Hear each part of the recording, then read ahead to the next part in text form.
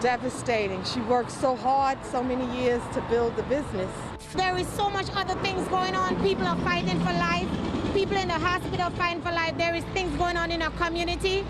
This will pass away. God is in control. Hi, I'm Philip Maltagatti from United Public Adjusters. We're here in Uniondale, New York. We're here to look at all the repairs that were done to the strip mall here. It's 6 retail shops. Back in 2020, there was a fire that originated in a restaurant at the end of the building, which caused significant water and smoke damages throughout. It's amazing to see the renovations that were completed here and to see the small businesses back in operation and to reoccupy it, which is great for the Uniondale community. Hi, my name is Susan. We are located in Uniondale and we had a major fire in 2020. We just didn't know what to do, but it's our first time experiencing a fire or just to call a public adjuster, so we had no idea what to do. We just happened to call Philip, public adjuster. He was right there in the storm. We had a big storm during this time where the wind was blowing, trees was coming down, people lost their lights and everything, and then we had a major fire. It was one of the best company we ever called.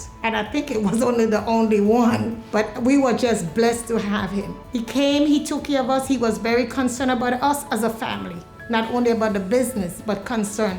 We've been closed for almost 2 years, but he was there to support us in a phone call. He answered the phone, email, he was just presence. And we really appreciate him. Public adjuster, to me, is the best.